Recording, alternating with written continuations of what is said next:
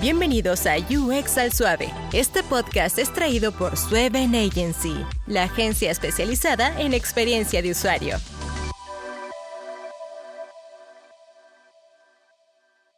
Bienvenidos a UX al Suave, un espacio donde hablamos sobre diseño de interacción en español y sin presiones. Hoy tenemos el gusto de tener a Carmen Fernández, UX Consultant en Readability. Hola Carmen, ¿cómo estás? Un placer de tenerte por acá. Muy buenas, ¿qué tal? ¿Cómo estás? A ver, hoy vamos a hablar del negocio en el diseño. Este capítulo es puro negocio, puro dinero, cómo abordar clientes, cómo abordar proyectos. Ya hemos tenido varios capítulos donde lo vemos desde el lado romántico, podríamos llamarlo así, de ay, qué bonitos proyectos y lo que hemos hecho y cómo se abordan de un lado de requerimientos y diseño. Este capítulo está más enfocado a verlo como un negocio. A ver, pero vamos a comenzar un poco con Carmen. Hola Carmen, ¿quién es Carmen? Vale. ¿Qué ha hecho? Te cuento. Su carrera. Yo antes de llegar a Readability, estudié diseño y branding. Al fin y al cabo, la carrera universitaria en la que yo estuve estudiando estaba muy orientada a diseño, pero siempre desde un punto de vista de branding, de marketing, un poquito de negocio, ¿no?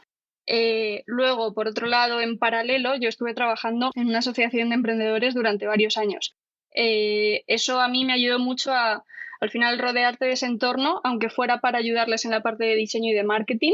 Me ayudó muchísimo a entender, pues, rodearme de esa gente ambiciosa que pensaba en el negocio, que no pensaba solamente en el diseño, ¿no? Y al fin y al cabo, pues, me hizo entender que el diseño no era una cosa puramente estética y únicamente estética, ¿no? Al fin y al cabo, pues el diseño son muchas más cosas. Después de eso, trabajé, al fin y al cabo, pues como diseñadora gráfica y web en una agencia de marketing digital, estuve en una startup fintech y todo eso, pues, me ayudó un poquito más a entender, pues al final que al final el mundo del negocio, ¿no? No solamente la parte de diseño. Pero me di cuenta después de todo aquello que después de trabajar en una agencia de marketing digital que como diseñadora gráfica que el diseño gráfico no era lo mío, no era únicamente lo mío, ¿no? No podía quedarme ahí. Mi manera de pensar era mucho más estratégica, mucho más estructural, no era estética y se me quedaba corto. Entonces decidí dejar el trabajo, dejé aquel curro y dije que me iba a estudiar pues un bootcamp de UX UI y por otro lado un MBA para entender bien, estructurarme bien todos los modelos de negocio digitales y demás, ¿no? Para mí toda esa parte fue fundamental, ¿no?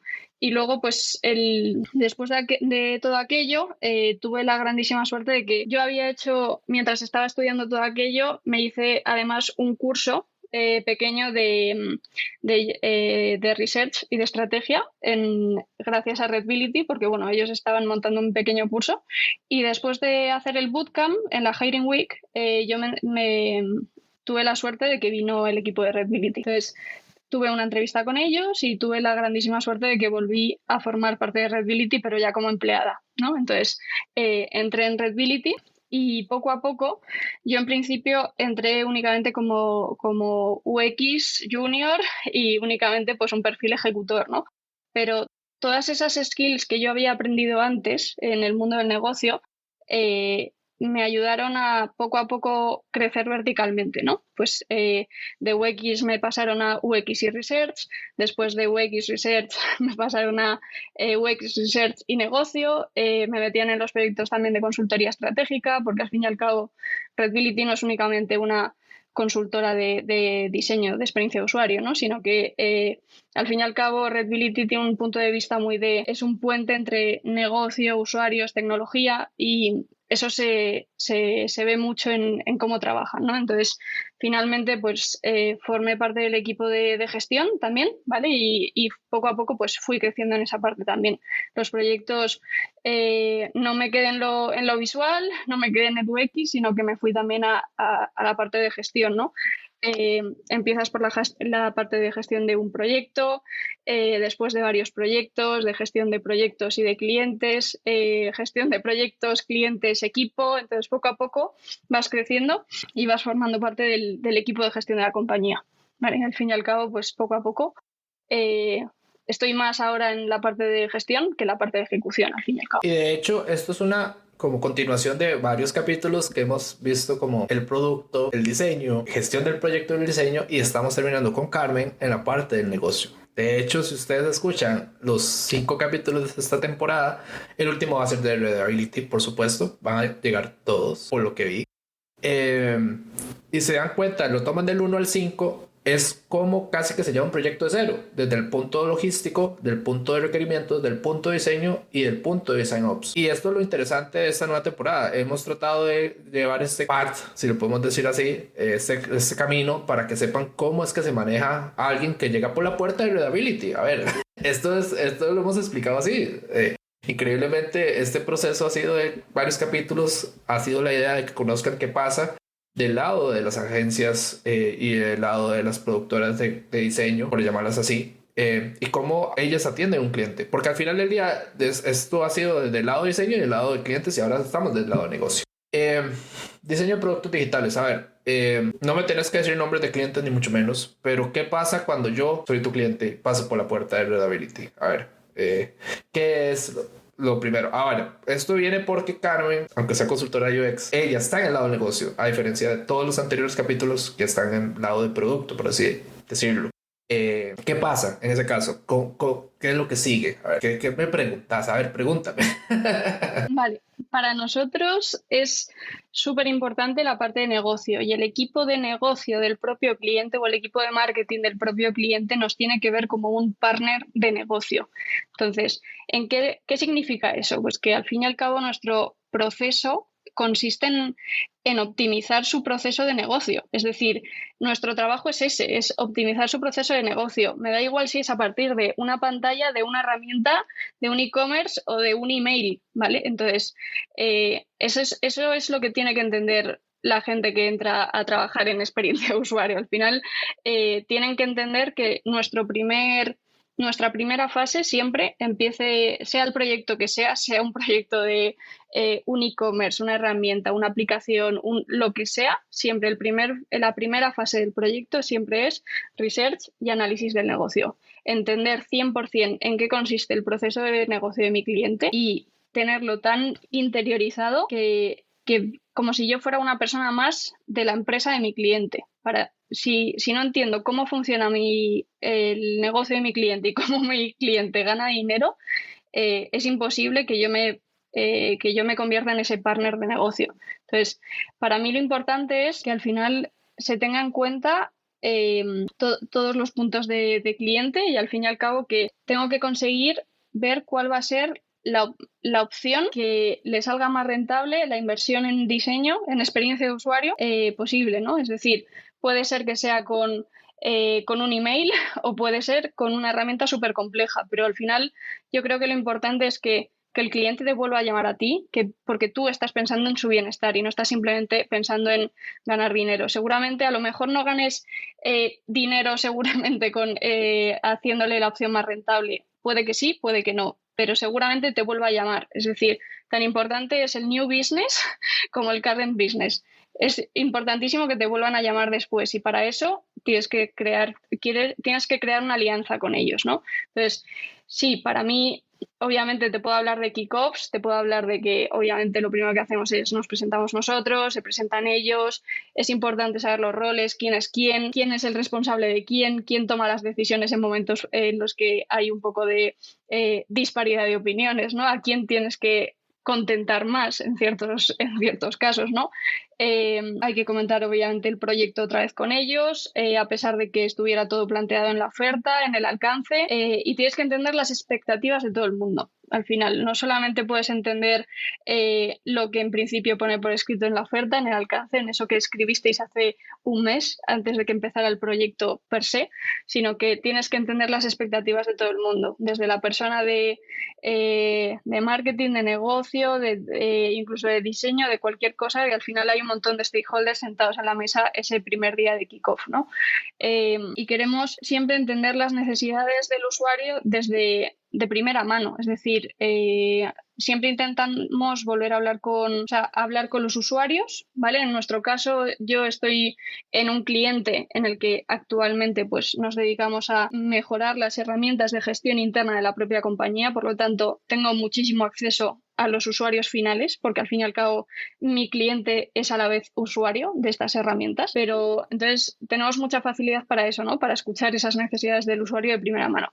Entonces, poco a poco, al fin y al cabo, pues tenemos que ir haciendo sesiones con ellos y hacerles entender cuál va a ser nuestra metodología y cuál va a ser la planificación que les planteamos, ¿vale? Al final, que estemos todos en la misma página es muy importante y que entiendan tanto el cómo vamos a actuar a nivel metodológico y cuáles van a ser los tiempos, tanto de trabajo como de revisión. O sea, esto es bidireccional. Es tan importante que tanto que yo llegue a tiempo a los plazos de las pequeñas entregas que vayamos planteando, como que ellos lleguen a los plazos de feedback, ¿no? Que te den el feedback a tiempo, porque si no, al final la planificación se diluye y no sirve para nada, ¿no? Entonces... Ahora, qué buena pregunta esto. ¿Cuándo se vuelve? A ver, yo creo que vamos aterrizando un poco esta conversación porque yo creo que esto se va a poner interesante. ¿Cuándo se vuelve importante? Y traigo más preguntas. ¿Cuándo se vuelve importante las decisiones de saber, ok, esta decisión es lo mejor para el usuario, pero no lo mejor para el negocio? O esta opción es la mejor para el negocio, generar revenue. Vámonos, hay que generar revenue. Pero esta opción es una malísima opción para el usuario. ¿Cómo saber ese balance? Porque yo sé que uno le reporta a un cliente, ¿verdad? Pero yo creo que eso también es parte de la negociación. A ver, vamos a hacer esto, pero yo sé como diseñadora de experiencia de usuario, puedes decir, es una pésima idea a nivel de diseño de experiencia de usuario, pero va a generar revenue. A ver, ¿cómo negociar eso? Es una cuestión de equilibrio, es decir, no... Para mí la experiencia de usuario es que en parte no debería llamarse experiencia de usuario, debería llamarse experiencia de usuario y de negocio, porque al fin y al cabo tienes que encontrar el equilibrio. No me sirve de nada crear una solución estupenda y maravillosa si al fin y al cabo no le va a salir rentable al negocio, porque no la van a hacer, no la van a desarrollar, por mucho que yo se la plantee, ¿no? Entonces tienes que encontrar siempre el equilibrio. Creo que te lo comentaba mi compañera Carolina en el podcast que grabaste con ella, que al fin y al cabo nosotros planteamos siempre varias opciones. La súper conservadora, fácil, que llega al alcance y demás. Otra que, bueno, empezamos ahí a innovar un poquito y otra súper innovadora que sería como el ideal, ¿no? Si yo tuviera todo el dinero del mundo y todo el tiempo del mundo, ¿qué haría, no? Al fin y al cabo cambia bastante la cosa, ¿no? Puede ser, no es una cuestión de que tenga que contentar a uno o a otro, es que tengo que conseguir el equilibrio entre ambos para mí. Si no, no estoy consiguiendo mi trabajo. No, y es increíble porque yo creo que yo traigo un ejemplo aquí muy bueno. Amazon tiene un equipo de diseño, hablemos de Amazon, no importa. Tiene un equipo de diseño, pero a ver, ¿alguna vez has tratado de cerrar tu cuenta de Amazon? ¿Has visto el proceso que es? De tener una cuenta de Amazon. La tengo desde hace tanto tiempo que no me acuerdo realmente. Borrarla, eliminar tu cuenta de Amazon. Ah, sí, de hecho cambié la suscripción hace poco y me pareció muy interesante que cuando iba a desuscribirme, me decía, igual no es el mejor momento para desuscribirte porque todavía te quedan unos cuantos días. ¿Quieres poner el check de que yo te mando un email dentro de unos días cuando solo te queden un par de días de suscripción y ya en ese momento te damos de baja? Dije, hostia, esto es la leche porque es verdad, he pagado por este mes, ya me lo han cobrado y me están dejando, o sea, eso a nivel de experiencia de usuario es brutal porque me estás dejando utilizar los servicios que he pagado hasta el último momento y tú me estás dando la oportunidad de ello para que seguramente a futuro vuelva, ¿no? Si quiero volver a pagarlo, si tengo la oportunidad o la necesidad. Eso me pareció brutal. A eso iba, porque exactamente ese proceso es muy bueno, el de Prime, pero el de Amazon.com, el de tu cuenta de Amazon es pésimo. ¿Por qué? Porque ellos prefieren mantener al cliente en Amazon que tratar de que se elimine la cuenta. Para las personas que no saben dónde está y se lo han preguntado, está en el footer a la derecha. Hay una pestaña minúscula que dice eliminar datos de esta cuenta. Es un infierno que Amazon elimine tus datos de Amazon. A ver, eso es un patrón negativo, un dark pattern a su mayor expresión. Pero ahí es donde yo hice la pregunta, porque ese es el mejor ejemplo. Es el peor experiencia de usuario, pero tiene un objetivo de negocio, que la gente no se vaya. Punto. Y esa es la decisión que tomó Amazon. y esa es la decisión. Sí, pero yo creo que hay que encontrar el equilibrio. Es decir, si tu cliente realmente se quiere ir, se va a terminar yendo y va a encontrar la manera para hacerlo. Y si va a seguir siendo tu cliente a disgusto, no merece la pena que sea tu cliente. Merece la pena que le mantengas contento todo el tiempo posible y que después le dejes ir, porque al fin y al cabo lo mismo pensamos nosotros de cara a los clientes. O sea, para mí es más importante que un cliente tenga una buena experiencia de cliente. La experiencia de cliente en Readability es el KPI número 1, o sea, es el principal. Si la experiencia de cliente está cubierta, el resto de cosas del proyecto seguramente se terminen cumpliendo. Pero si un cliente se va por dinero, seguramente vuelva. Si se va por experiencia de cliente, porque ha tenido una mala experiencia, seguramente no vuelva en la vida. Entonces, es más importante que tenga una experiencia de cliente buena para que a futuro, si vuelve a tener pasta para poder pagarte, vuelva y piense en ti en el primero antes de pensar en otras opciones low cost, a que se vaya porque ha tenido una mala experiencia, porque al fin y al cabo, por esa razón no va a volver nunca. Y yo creo que es donde aquí viene la pregunta de métricas. ¿Cómo sabemos como diseñadores qué métricas son? A ver, esto es muy extenso. Esto se va a volver como todo el contexto de este podcast, yo creo. Que es un tema que no nos enseñan en ningún lado. O sea, enseñar métricas, a ver, vendernos, vender nuestros servicios, yo creo también. ¿Cómo sé yo cuáles métricas son importantes para un cliente? A ver, porque a un cliente le diga, bueno, la satisfacción de nuestros clientes es de 0 a 100, es un 90%. Y entonces el cliente va a decir, sí, pero eso, ¿cómo se transforma en ventas? En mi negocio, pongámoslo así. ¿Cómo puedo transformar esto en ventas? O lo mejor de todo puede ser, sí, mira, sí, reducimos un montón el bounce rate, ok, pero ¿y al final de qué me sirve? ¿Verdad? O sea, eso yo creo que también, y eso lo bueno de tener a alguien que trabaje en esto, explicarnos cómo vender ciertas métricas. ¿Cuáles son las métricas? Ya me dijiste una, ya dijiste que uno de tus KPIs es ese. ¿Cuáles serían los otros, digamos? Porque al lado del cliente, para el cliente esto es dinero al final del día. ¿Y cómo generar revenue? ¿Cómo podremos hacer eso como diseñadores? Porque UX Suave se enfoca en eso, que los diseñadores aprendamos cosas. A ver, cuáles son las métricas y cuáles son los mejores datos que los clientes podrían tener, de hecho, de nosotros. Claro, pero estamos hablando de dos cosas diferentes. O sea, yo por mi lado, como agencia o como consultora, que es Readability, yo tengo mis métricas o tengo mis KPIs, ¿no? Que al fin y al cabo en nuestro caso son experiencia de cliente, experiencia del empleado, calidad del producto y la rentabilidad del producto, ¿vale? Y eso está por el lado de negocio, que hay métricas cuantitativas, ¿vale? Que al fin y al cabo pues puede ser facturación o ganar X perfiles en un cliente que ya tenemos, es decir, current business, o ganar X proyectos más con ese cliente, es decir, empezar por uno y que realmente pues, la experiencia de cliente sea tan buena que al fin y al cabo terminen comprándote más y que al fin y al cabo quieran seguir contigo y no piensen en otro proveedor. A nivel de jornadas de, oye, que tenemos que conseguir hacer este proyecto en estas jornadas para que nos salga 100% rentable, ¿no? La antigüedad de los empleados también me parece una métrica súper importante, es decir, que la gente dure mucho en Readability, ¿no? Que al fin y al cabo que la experiencia de la calidad de vida del empleado sea tan buena que duren mucho y que cuanto más duren ellos, seguramente yo menos onboardings tenga que hacer a gente nueva y menos problema de cara a que se adapten al puesto a tiempo van a tener, ¿no? Pero por otro lado también hay los KPIs más cualitativos que te decía, ¿no? Esa experiencia de cliente, la calidad de vida de los empleados, al final los tenemos que tener en cuenta para que una empresa vaya bien. Si ya hablamos de otra cosa, si hablamos a nivel de producto y de métricas cuantitativas, yo seguramente no sea la persona más indicada para decirte cuáles son las métricas a nivel de producto que tienen que ser fundamentales, porque al fin y al cabo, como te decía antes, yo trabajo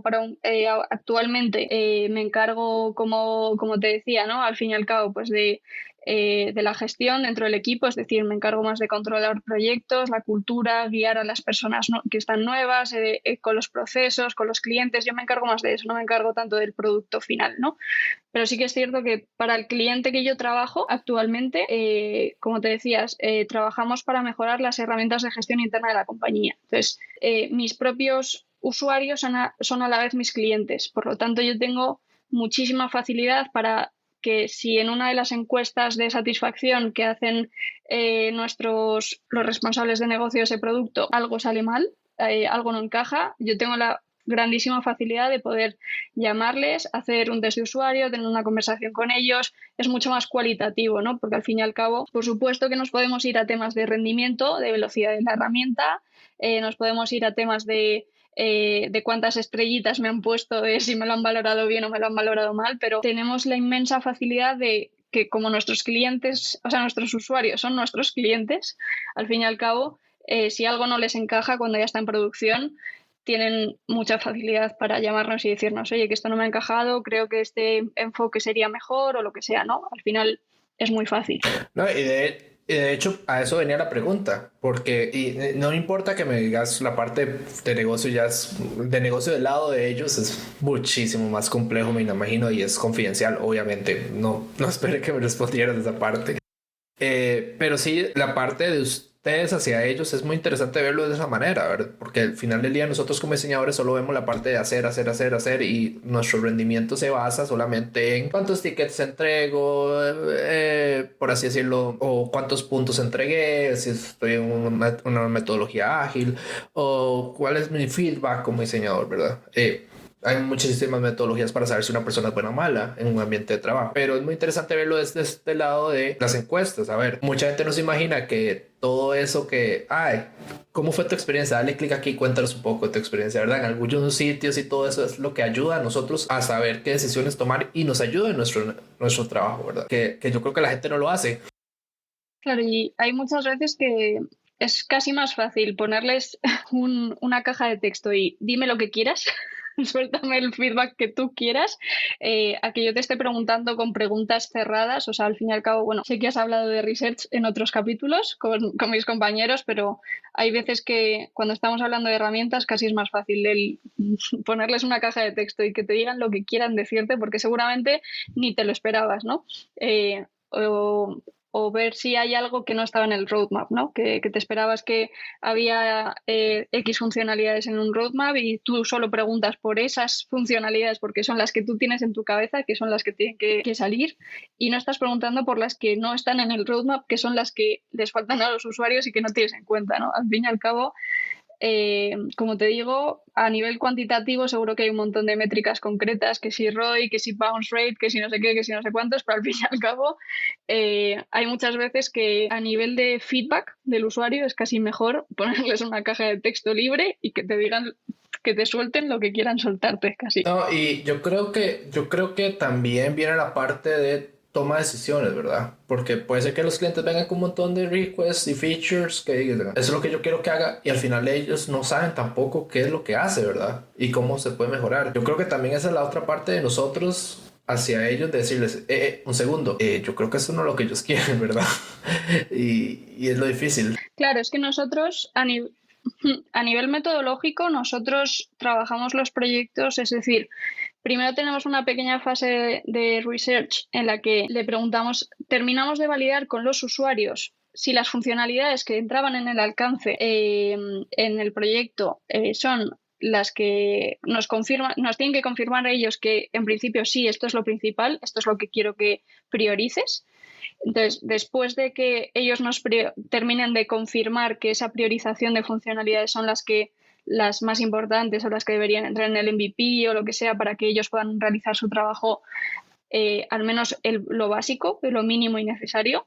Después tenemos una fase de conceptualización en la que, pues, como te decía mi compañera, pues hacemos varias opciones. Pero después, cuando presentamos esas opciones, que primero las presentamos a negocio, si a negocio le parece bien, lo vemos con desarrollo, si a desarrollo también le parece bien, después lo tenemos que ver con usuarios. Es decir, que a negocio le parezca bien a nivel de negocio no quiere decir que al usuario le parezca bien a nivel de usabilidad y de experiencia de usuario, ¿no? O que eso sea lo más fundamental para que él pueda hacer su trabajo. O a lo mejor es que le estamos duplicando la funcionalidad y lo tiene en otra herramienta colindante en otra herramienta de la compañía, ¿no? Eso puede llegar a pasar. Nos ha pasado en algún momento de, oye, no, pero ¿qué pasa? ¿Que esto lo voy a tener que hacer aquí o al final lo tengo que hacer en la otra herramienta? O sea, hay veces que ocurren esas cosas. En compañías grandes como para las que trabajamos nosotros, hay veces que están haciendo el mismo trabajo dos stakeholders de la propia compañía, ¿no? Entonces, por separado y que uno no sabe que el otro está trabajando en lo mismo. Entonces, tenemos que tener esa validación constante con los usuarios, por mucho que haya una primera fase de research en los proyectos, luego el research está intrínseco, está en cada una de las fases. Poquito a poco tenemos que ir validando siempre con usuarios que cada funcionalidad o las conceptualizaciones a nivel general están cubriendo realmente sus necesidades. Entonces, al nivel tuyo, que yo creo que aquí viene la otra pregunta, ¿cuáles son las fases del éxito? Digamos, ya vimos como bueno, le levantamos los requerimientos a nuestro negocio, bueno, al cliente, ¿cuáles serían las métricas de éxito en este caso? Porque vos estás del lado del negocio, digamos, volvemos a lo mismo. Pero para ti serían como, digamos, ok, basado en los objetivos, me imagino también. O ya más que todo, mira, sí hemos mejorado Y, Z, X y son totalmente cualitativos o cuantitativos. Para mí, claro, es que depende, porque creo que te lo habrán comentado en otros capítulos. Al fin y al cabo, Readability tiene proyectos.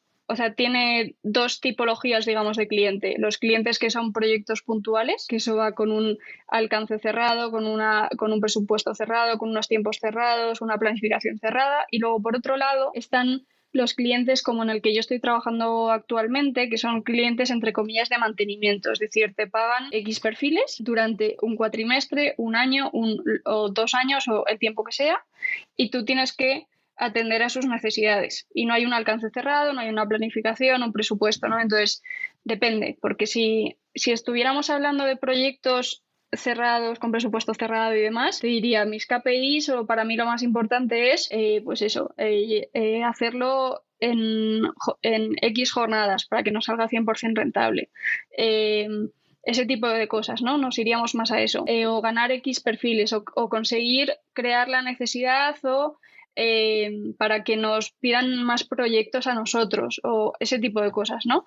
Pero en cambio, cuando estamos hablando de proyectos de mantenimiento, o sea, de que tú estás en un cliente durante X años o X meses, hablamos, bueno, no es que hablemos de otros KPIs, sino que son los mismos, pero igual priorizamos otros. A lo mejor priorizamos más que la experiencia de cliente sea espectacular para que a lo mejor no hemos llegado de la mejor manera o a nivel de tiempos de la mejor manera a lo que nos han pedido, pero si la experiencia de cliente ha sido buena, nos van a querer volver a llamar, van a querer contar con nosotros en vez de con otro proveedor o con lo que sea, ¿no? Entonces, no es que sean, o sea, al final los KPIs son los mismos para el equipo de negocio, para el equipo que se encarga más de esa parte, pero igual la priorización de unos o de otros es diferente en base a la tipología de proyecto o de cliente que tienes en ese momento, ¿no? Qué buen dato, es un buen dato, porque yo creo que es ahí donde la gente que después quiere buscar qué hacer, ¿verdad? No solo ser diseñador, diseñar toda su vida, ¿verdad? Y piensa que management es el camino que sigue, ¿verdad? Normalmente. Y ya management la gente no diseña. Existen otros caminos. Bueno, nosotros consideramos, bueno, hay muchos, ¿vale? Pero consideramos que hay dos principalmente. El crecimiento horizontal, que es esa persona que quiere diseñar toda su vida y que empezó por UX, por decir algo, y poco a poco se mete en research, poco a poco se mete en visual, pues con sistemas de diseño, poco a poco ya conceptualizará a nivel visual líneas gráficas y demás, o sea, al final existe ese crecimiento horizontal de quiero ser un crack en todos los aspectos del diseño y quiero ser capaz de hablar con un equipo de front y no tener ningún problema, documentar todo para front y no tener que el equipo de front no tenga ninguna duda. Es decir, hay perfiles muy transversales para nosotros y hay perfiles que quieren ese crecimiento más de hacia la gestión de cliente, de equipo, gestión política, gestión de negocio, en fin, una parte más de operaciones, es diferente, ¿no? Seguramente hay muchísimos más tipos de crecimiento y dependiendo de la tipología de empresa, si es una agencia, una consultora, cliente final o tal, pues tendrás unas maneras de crecer u otras, pero para nosotros fundamentalmente, al menos en este formato agencia, formato consultora, suelen ser como los dos típicos, ¿no?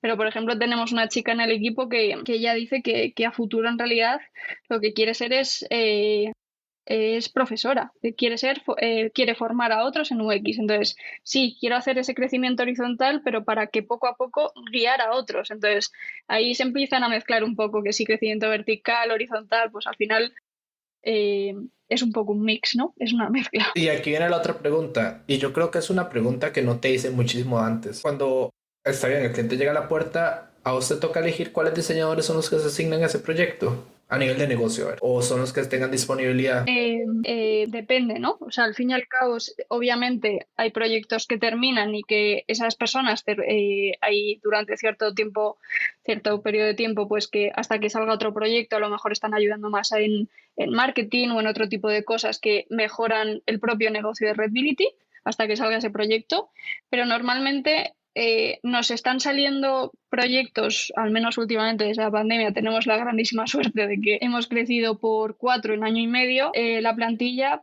¿Por qué? Porque no paran de salir proyectos nuevos, porque estamos generando proyectos nuevos gracias a que la experiencia del cliente es muy buena. Entonces, al final, lo que está ocurriendo es que nos piden proyectos tan rápido que no nos da tiempo a que la gente termine sus proyectos, sino que al final tenemos que buscar a personas desde cero y abrir vacantes nuevas. Entonces, depende. Lo normal suele ser, por suerte, por ahora está siendo lo segundo, ¿no? Que tenemos que abrir vacantes porque... No, es un buen problema, no oye, nos da. eso es un buen Al problema. fin y al cabo, O sea, qué bendito problema, ¿eh? ¿Quién puede? tener eso es un buen problema. Yo creo que también es porque el mercado está evolucionando a que las empresas grandes, bueno, no, yo creo que la mayoría, se vieron obligadas a que en su competencia el diseño de interacción sí es importante y ya no les vale solo el tener buenos desarrolladores, tener buen negocio, por así decirlo, sino ya la experiencia tiene que también ser buena. Y es un valor añadido que se convirtió en una necesidad. Y yo creo que es ahí donde el diseño de interacción, hola, siempre va a haber trabajo. O sea, eso es lo difícil, digamos.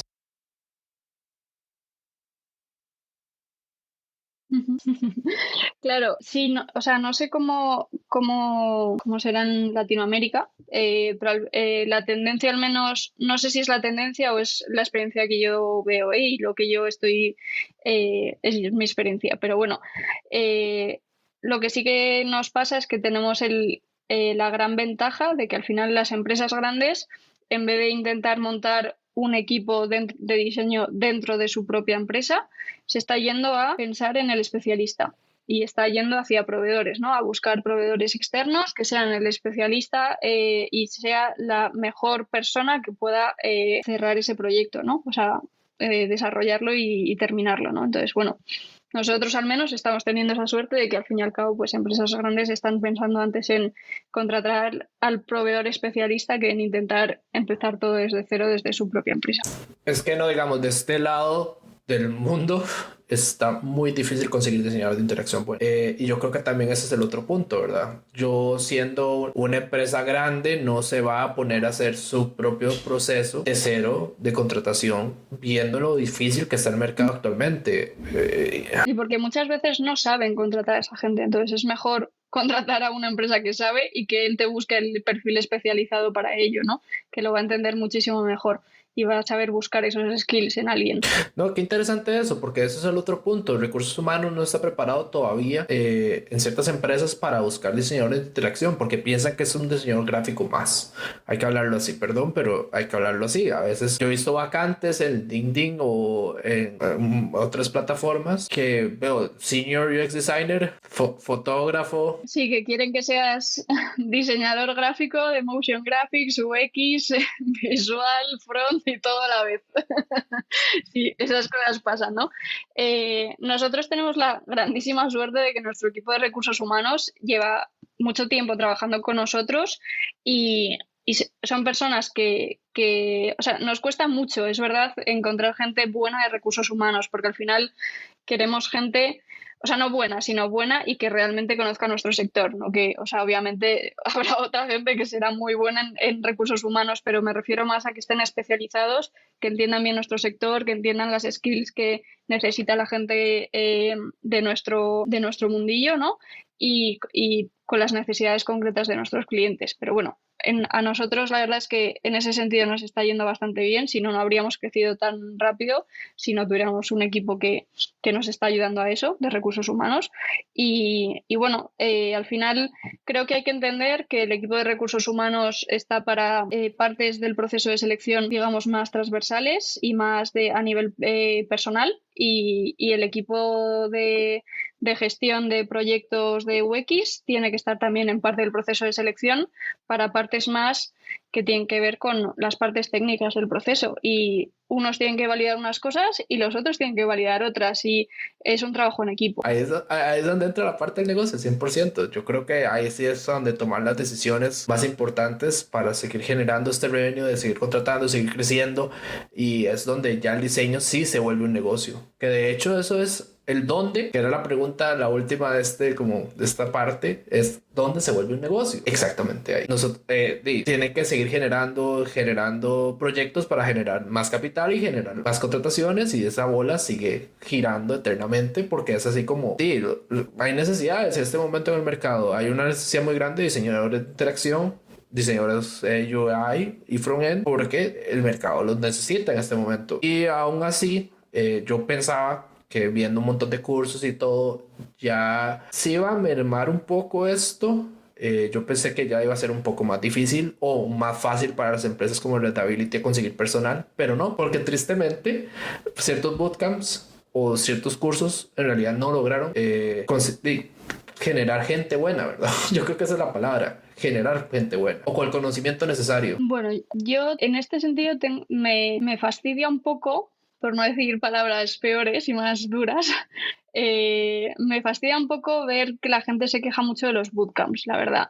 Creo que los bootcamps han sido un paso más en la educación y en la formación del diseño de interacción. Es decir, a mí la gente que me ha formado en UX, que son muy buenos, no son diseñadores. A nivel de formación no son diseñadores de interacción, son arquitectos, son gente de bellas artes, son gente que está muy bien, porque es lo que tenían en aquel momento, ¿no? Aquella generación es lo que tenía a su disposición y es lo que hicieron, ¿no? Es lo que podían hacer. Pero poco a poco, me parece un poco mal, un poco de necios el quejarnos de que, joder, es que la gente de bootcamp es mala. Sí, por supuesto, no, obviamente no van a saber hacer un proyecto de principio a fin en cuanto salen del bootcamp, ¿no? Yo creo que el problema está en que nosotros esperemos que pueden hacerlo, o el problema está en que a ellos en el propio bootcamp les digan que van a salir y que pueden cobrar una barbaridad o que pueden terminar un proyecto de principio a fin. Pero, joder, hemos mejorado mucho. O sea, hace 10 años o hace 5 años la gente no tenía acceso a un bootcamp y ya, por lo menos ya tenemos acceso a una formación especializada en diseño de interacción, que antes no teníamos ni eso. Entonces, antes teníamos arquitectos y gente de bellas artes, que está muy bien, pero oye, tenemos que avanzar y estamos avanzando. Obviamente, las formaciones, yo he hecho un bootcamp y sé que no es perfecto y que te tienen que meter en 3 meses una cantidad de información ingente en tu cabeza y que tú tienes que ser capaz de estructurar y entender y asimilar en 3 meses. Es muchísimo, pero oye, ya es un avance respecto a lo que teníamos hace 5 u 8 años, ¿no? Poco a poco. Es decir, por supuesto, hay muchísimo que mejorar ahí, pero el problema yo creo que va en las expectativas de la gente después. 100%. De hecho, sí, ese es yo creo que ya lo hemos hablado en varios capítulos de los bootcamps y suena como que le estamos tirando duro a los bootcamps. No es eso. Lo que pasa es que hay gente que se aprovechó de la ola ascendente y decir, van a ganar $100,000 en Estados Unidos si llevan este bootcamp, van a ganar $150,000 en Estados Unidos si terminan este bootcamp de 6 meses. A ver, o este curso de Coursera o de Udemy en 1 año. O sea, eso es a lo que yo me refiero. Yo no estoy diciendo que no sea un mal inicio. A ver, no, claro. Yo tuve un capítulo donde hablamos del curso de Google, de Coursera. Y yo lo dejé muy claro. A ver, yo creo que ya sé por qué Carmen se ríe. Esto va a terminar mal. Para mí, eso es una opinión personal. Es un buen curso, pero te enseña cómo el diseño de interacción se trabaja en Google. No abarca tanto contenido para el tiempo en que es. Si no te explica más como, mira, si logras este curso, trabajas en Google. Porque al inicio se vendió así. Yo no sé si recuerdas que un momento Coursera tenía un banner gigante que decía que era el curso donde Google iba a contratar a sus juniors y no sé qué, y lo que terminaron quitando por lo mismo. Porque ni Google contrató a las personas que terminaron ese curso de Coursera. Y eso es lo que pasa, Google crea ese curso que está muy bien para alguien que está iniciando y es muy barato, es vale $100 los 7 meses que dura, pero al final del día no pueden pensar las personas que terminaron ese curso de que tienen la formación necesaria para trabajar todavía en un proyecto X, Y o Z, ¿verdad? Que yo creo que eso es a lo que yo estoy un poco en contra de que las empresas vendan eso. Claro, yo estoy en contra del mensaje. O sea, me parece un mensaje muy peligroso el cambia tu vida en 3 meses, porque obviamente no vas a ser capaz después de 3 meses de sacar un proyecto por ti mismo de manera 100% autónoma de principio a fin. Es inviable. O sea, y te están mintiendo y es una pena. Y es así, o sea, es un mensaje muy peligroso, pero obviamente estamos mejor que hace 8 años o 5 porque ya tenemos una formación para ello, ¿no? Ya tenemos una formación de diseño de interacción, de diseño web, de diseño online, ¿no? Que al final todos hemos empezado en el diseño offline, en el diseño editorial y poco a poco, con nuestro esfuerzo y siendo autodidactas hemos acabado en diseño gráfico o en diseño online, ¿no? Y bueno, oye, ya tenemos una base, pero obviamente hay que hacer una educación reglada muchísimo mejor o mucho más extensa, ¿no? Al final, y que no se base solo en te doy X herramientas y X recursos y tú ya luego terminas aprendiéndolo por tu cuenta porque a mí no me da tiempo a impartir todo este conocimiento en 3 meses. Ese es el problema, ¿no? El problema no es... o sea, para mí, que haya por fin formación está muy bien, pero obviamente hay que perfeccionarla, está claro. Aterrizarla. Yo creo que se llama aterrizarla de expectativas versus realidad, que yo creo que es que la gente pensó, y eso es donde vamos de nuevo, donde volvimos al tema de conseguir personal se vuelve difícil. ¿Por qué? Porque vengo yo, no tengo experiencia en diseño de interacción, me venden en un bootcamp de 3 meses, que yo puedo trabajar en Readability y no tengo mi portafolio, no sirve, porque solo es lo que lleva en 3 meses, sí, me voy a sentir como, ok, un momento, algo hice mal. Que yo creo que ese es el problema de digamos, bootcamps de 3 meses. Peor, cursos técnicos de 6 meses que en realidad no cubren el contenido, porque digamos, estamos hablando de que el bootcamp está bien, pero le falta más contenido. Hay otros que no tienen ni la noción de qué es diseño de interacción, ¿verdad? Que eso es peor todavía, porque la gente no lee y se inscribió y no es lo que ellos pensaban que era, ¿verdad? Que yo creo que también ahí viene el tema de yo como diseñador que invierto o quiero ser diseñador versus que recibo, ¿verdad? Pero sí, los bootcamps han ayudado a que existan más diseñadores, correcto, pero creo que ya debería llegar un punto en que se estabilice un poco y bueno, yo quiero ser UX designer, este es como un camino más fácil para poder trabajar en un lugar como Readability, ¿verdad? O en una multinacional o una compañía más grande, ¿verdad? Como diseñador de interacción. Cambiemos de tema un poco. La última pregunta, ya casi nos quedamos sin tiempo. Tu peor error y por qué. A ver, yo no voy a dar contexto esta vez porque ya veo que se termina mal siempre. A ver, tiene que ser tangible. O sea, tiene que ser algo que vos hiciste mal. A ver, porque yo siempre después lo explico y después me dan vuelta y vuelta y vuelta y no lo aterrizo. Tiene que ser algo que hiciste mal, que sabes que actualmente está mal hecho o algo, un proceso, puede ser un proceso que vos digas, uy, no, qué error, y que aprendiste de ello. Yo creo que esa es la mejor parte, que aprendiste. Hey, pero a ver, vos sabías que te iba a preguntar esto. No le des vuelta, porque te mandé el guión hace como bastante tiempo. Ok. Claro, es que no es un error concreto, sino es un error constante y nos ocurre constantemente.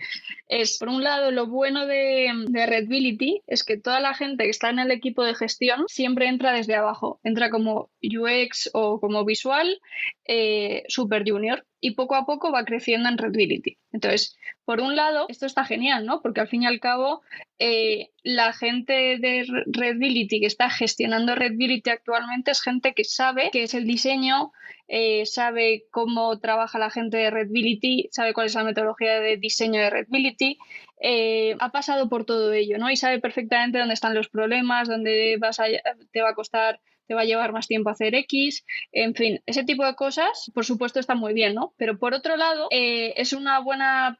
al fin y al cabo, no sé cómo decirlo. Las personas, o sea, está muy bien porque al fin y al cabo tú te responsabilizas de personas que tienen X problemas por los que tú has pasado previamente. Pero por otro lado, cuando te cuentan sus problemas, hay veces que tú tiendes a caer en la tentación de pensar como pensaría un ejecutor, ¿no? a la hora de resolver esos problemas, porque al fin y al cabo tú has pasado por ellos y no ha pasado, o sea, al fin y al cabo yo llevo 4 años en Readability, ha pasado tiempo, ya llevo 2 años y medio, 3 como gestora, pero yo he vivido los mismos problemas que han vivido las personas de las que yo me responsabilizo actualmente, ¿no? Entonces, al fin y al cabo, muchas veces tiendes a caer en la tentación de responderles como un ejecutor o de volver a pensar como ellos, ¿no? Y al revés, ¿no? O sea, ellos están pensando solamente en que su pantalla quede estupenda y maravillosa, cuando en realidad el problema seguramente vaya mucho más allá o no se tengan que o se ciñen a que esa pantalla tiene que quedar perfecta, ¿no? Cuando tú en realidad deberías estar pensando, ¿qué más da si la pantalla queda perfecta o no queda perfecta? Si lo importante es que el cliente se quede contento. O sea, al final tú estás viendo un píxel en un sitio que seguramente el cliente no lo está viendo y no lo va a percibir, pero tú tardas 2 días más en entregarle una pantalla porque había un píxel que no te encajaba, ¿no? O un componente o una funcionalidad, ¿no? Entonces, al final, no es tan importante, o sea, obviamente es importante la calidad de producto, lo he dicho, es uno de los KPIs principales de Readability, pero el principal es la experiencia del cliente y es que el cliente se quede tranquilo y se quede contento. Entonces, a lo mejor se queda mucho más tranquilo si le enseñas una pantalla 2 días antes porque por X, ¿no? Pues porque el equipo de desarrollo tiene que empezar su sprint o por cualquier historia, ¿no? Entonces, o porque ellos tienen que escribir sus historias de usuario antes o porque así les das más tiempo para que ellos lo puedan validar con su jefe. En fin, hay 1000 historias detrás que tú no tienes en cuenta cuando eres el diseñador porque solo estás pensando en pintar la pantalla y que quede estupenda y que el píxel esté perfecto y que la funcionalidad esté súper cerrada, ¿no? Y en realidad caemos en la tentación de decir, venga, ay, sí, venga, vamos a mejorarla un poquito más. O, ay, es que no me termina de convencer, cuando en realidad eso al cliente ya le está suponiendo una mejora abismal respecto a lo que ellos tenían al principio, ¿no? Entonces, no es un error concreto, no es un error súper... sí, concreto, al fin y al cabo, respecto a lo que me estabas pidiendo, pero sí que es cierto que es eso, ¿no? El pensar antes en que la pantalla quede estupenda, antes que en experiencia de cliente, en rentabilidad y no solamente pues eso, ¿no? En la calidad del producto. 100%. Al final hay que pensar en el cómputo global de todo, no hay que pensar en que la pantalla te quede perfecta. Sí, ese es uno de los mejores consejos que yo he escuchado en mi vida, porque yo caí en eso alguna vez en mi vida. Todos hemos caído en eso al principio cuando empezamos. Otra cosa es que luego te atrape, ¿no? Cuando eres el gestor y tienes que liderar a esa persona y tienes que guiarla y tienes que decirle, no, esto ya está bien así, vamos a presentárselo al cliente, ¿no? Pero ellos te dicen, no, espera, que quiero un poquito más. No, los tiempos son los tiempos y seguro que eso ya le va a parecer perfecto y estupendo y maravilloso al cliente porque él no está viendo lo que tú, no está viendo los espacios que tú estás viendo, no está viendo y seguramente le enseñes algo que no esté perfecto a nivel de espacios, que no esté con sus múltiplos de 8 o con sus historias, pero luego eso, después de esa presentación con el cliente, vas a tener tiempo hasta la entrega final para terminar de ajustar las 4 cositas que quieras, ¿no? Pero, oye, si consigues tener esa presentación con cliente un día en vez de 2 días más tarde, pues muchísimo mejor, seguramente, porque al final estás pensando en el cómputo global, ¿no? De todo el proyecto y no en tu pantallita. ¿Ven? Esto es lo que pasa cuando tenemos una persona que lo ve como negocio, no lo ve en diseño.